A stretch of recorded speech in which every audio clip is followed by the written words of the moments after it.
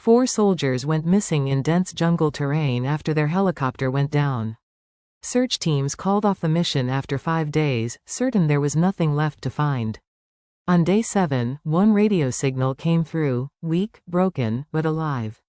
This is the story of Sergeant Cole Bennett, and the choice that brought his entire team home. Sergeant Cole Bennett had led search and rescue operations for 8 years. This mission was supposed to be routine, flying a small team to check on a remote outpost after losing contact for 48 hours. Then the helicopter's engine failed mid-flight, forcing an emergency landing deep in unmapped jungle terrain, far from any known extraction point. The landing was rough. 2 of his team members were injured, one with a broken leg, another with a head wound that needed constant monitoring. Their radio was damaged, transmitting only in short, unreliable bursts. Here's something most people don't know about survival situations. The first 24 hours matter more than any other point in a crisis. Decisions made in that first day, whether to move or stay put, how to ration supplies, usually determine the outcome far more than luck does. Cole made his first decision fast. They would stay near the crash site for 2 days, giving rescue teams the best chance of spotting them, before deciding on their next move. Command back at base launched an immediate search, but the terrain worked against them. Dense canopy made aerial search nearly impossible, and the crash had happened outside their last known flight path, throwing off the entire search radius by miles. Fact: rescue teams often rely on a technique called expanding box search, starting from the last known location and spiraling outward in increasing distances. It's effective but slow, especially in terrain where visibility from the air is close to zero. 2 days passed. No sign of the team. On the ground, Cole kept his team calm, rationing their limited water and food, using his medical training to stabilize the injured members as best he could. By day 3, it was clear no one was coming without a location. Cole made the call that changed everything. They would move, slowly, toward higher ground, both to get a better vantage point and to try boosting their radio's weak signal. It was risky. Moving an injured team through unfamiliar terrain increases the chance of further injury, dehydration, and exhaustion. But staying meant slowly running out of the only resources keeping them alive.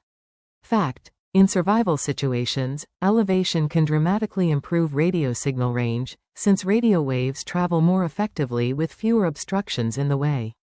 It's a basic principle, but one that has saved lives in remote rescue situations for decades.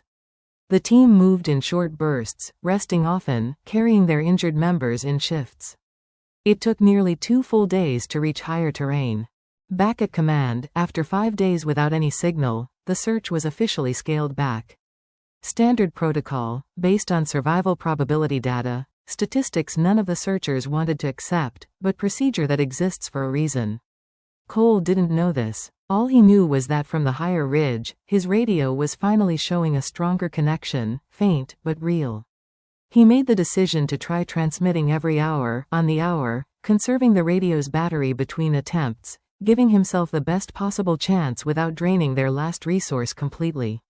Fact: many search and rescue survivors are found not because of one lucky moment, but because of consistent, disciplined effort, small routines repeated correctly, even when there's no proof yet that they're working.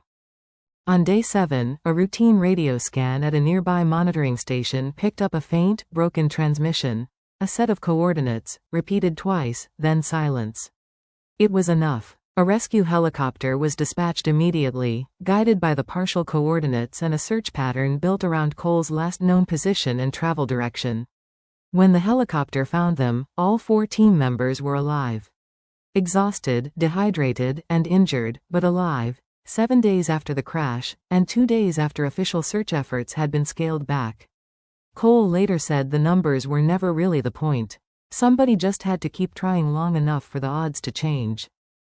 Back at base, the debrief focused on protocol, decisions, timelines. But what stayed with Cole wasn't the analysis. It was the 2 days after command had officially reduced the search, days where nobody outside that jungle knew they were still fighting to be found. People think survival is about strength, Cole said later. Most of the time, it's about discipline. Doing the same small, correct thing over and over, even when you have no proof yet that it's working. All 4 members of that team made it home. 2 of them went on to train the next generation of search and rescue specialists, teaching the exact same principles that got them through those 7 days. Cole still keeps the broken radio from that mission on his desk, not as a trophy, but as a reminder that most rescues aren't dramatic in the moment they happen. They're the quiet result of someone refusing to stop trying, long after most people would have given up.